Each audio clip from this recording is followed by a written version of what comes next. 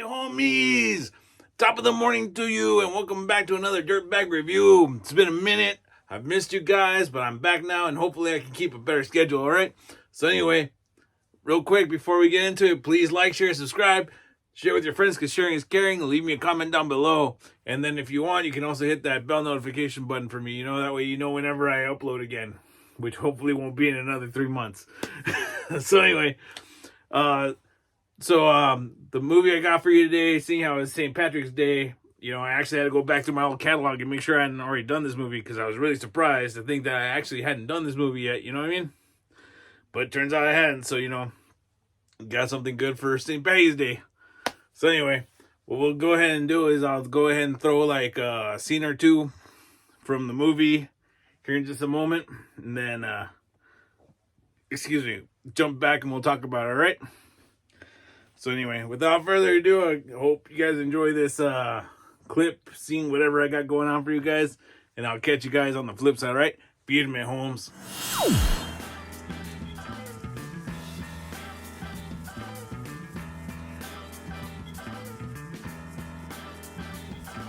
Fuck you up, dude.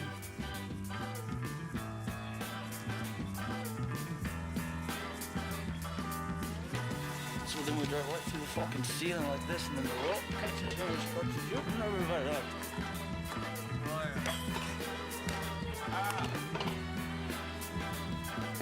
Oh boy. You fucking guys. You ruined me.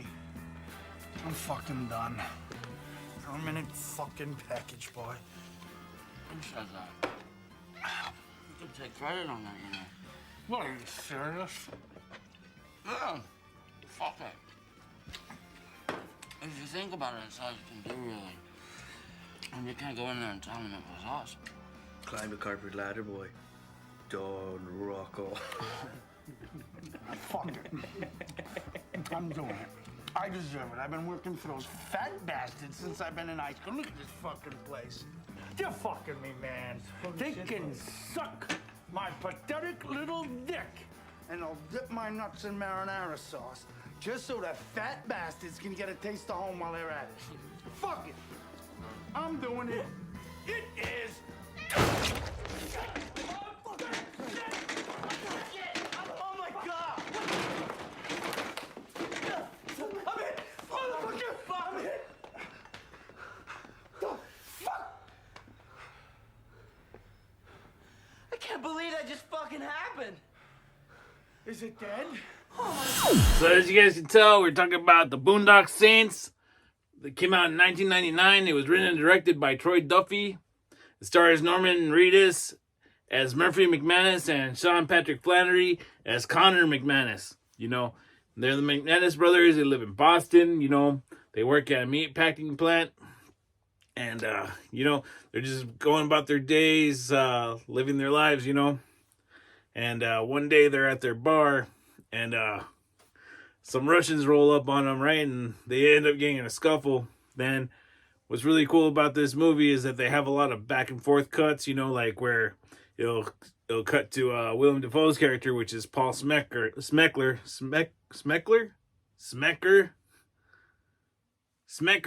I can't remember. I'm pretty sure it's Smeckler. But anyway, so he's an FBI detective working with the Boston PD to try to solve some murders that are going on, right? So they find these bodies in an alleyway, and this dude's like, oh, he was serial crushed by some huge freaking guy. And Agent Smeckler is like, oh no, this is what happened, and he shows them, a walkthrough and stuff, and it turns out that these boys ended up having to defend themselves against these huge guys, and these guys, the Russians, right? And it also stars David Del Rocco, who plays Rocco, who happens to be the McManus brothers' friend, who's also working for one of the Italian mobs in Boston, as a package boy. So the boys ended up having to kill those guys, right? But when they did do the deed, they ran off with their money and their guns and stuff, and kind of stashed it. So they end up going and turning themselves in to the police to let them know, hey, this is what happened, this is who we are, Well, they weren't in trouble because it was self-defense, according to the movie. So they're held and stuff, and while they're being held in the jail, they both have a epiphany, I guess is what you would say, divine intervention, whatever, where they realize that their calling is to go after evildoers and do them in.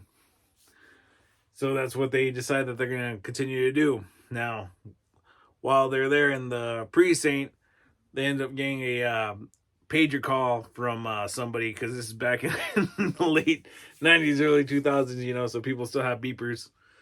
And they get the info on when the Russian mob leader is going to be in town. So they decide that they're going to go drop in on this guy, right? Now, this whole time, Rocco is dealing with the mob boss.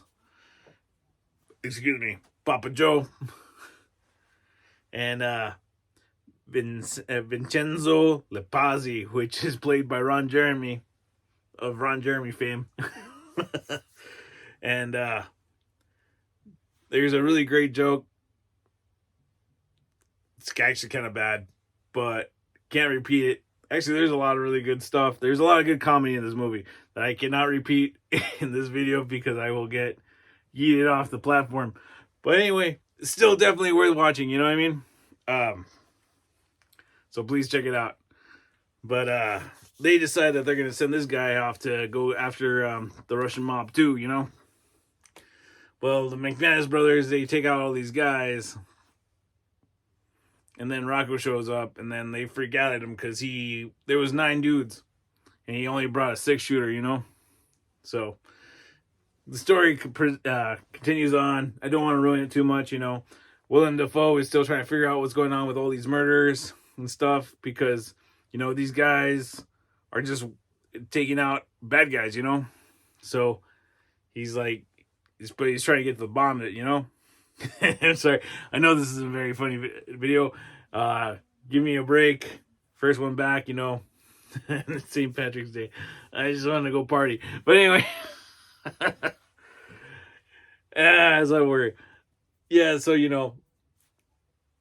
he's, Willem Dafoe is trying to figure out why all these people are getting knocked off, and then now there's a third variable, which is Rocco, because he goes and loses his mind because he finds out that Vincenzo totally set him up, So now he whacked a couple of wise guys, and then there's other wise guys getting knocked out. So Papa Joe goes and talks to the old underboss from his crime family, and he's like, well, it's like back in the days when we had problems, 25, 30 years ago, we'd call El Duce, who is played by Billy Connolly, and he's just this stone cold killer, So he actually rolls up on these guys and gives them a run for their money.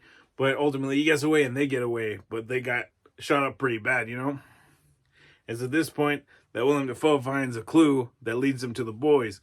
But now he is conflicted because in his mind, he's like, well, these guys are doing what I could never do as a lawman and just getting rid of the problem. Whereas I try to put them behind bars, but they have their ways of getting out or not having anything done to them, So he's conflicted by this, and so he doesn't know if he wants to go after him, All the while, the boys and Rocco are trying to patch themselves up and trying to figure out who this guy that came after him is, So finally, through a stroke of luck, Agent Smeckler ends up on their side and finds out that this guy is after him, but he also finds out that the crime boss is onto him too. So unfortunately, they get captured, and bad things happen. But throughout this whole journey, El Duce realizes that these boys are family, and the movie continues on, and then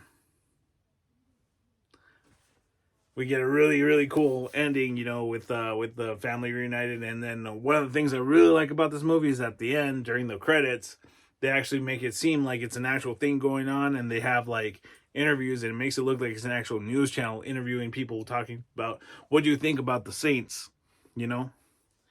And the general consensus, well, there is no general consensus actually, because there's people that think it's really cool that there's people doing like, you know, this vigilanteism, and there's people that are very much against it because they think, well, murder is murder is murder, right? And so it's just a really cool movie, a really cool concept, you know.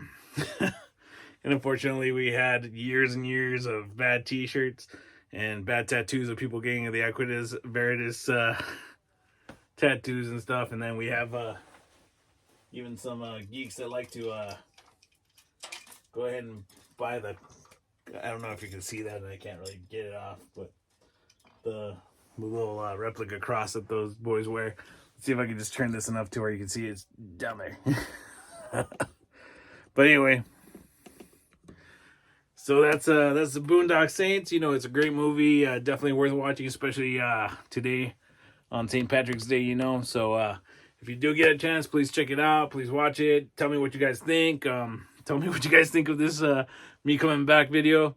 I have a few movies that I've already got under my belt, so that way I can do a better review, hopefully. You know, this is just kind of realization spur of the moment, and I wanted to get this out real quick. Plus, I've been trying to get back on the ball, you know. But had to do a lot of work around the house and redoing things and just stuff like that, you know. Being kind of distracted, but hopefully I'm back now more regularly. And one final thing I want to tell you guys before I go is, may the road rise up to meet you. May the wind always be at your back. May the sunshine warm your face. It's an Irish poem, but there's a lot more to it. I was just going to sit there and memorize the whole thing. But anyway, thank you guys for tuning in. Please like, share, and subscribe. Share with your friends, because sharing is caring. Leave me a comment down below. Say hi to me again, you know. And, you know, I always respond. So I'll see you guys on the flip side. Orale. Firme Homes.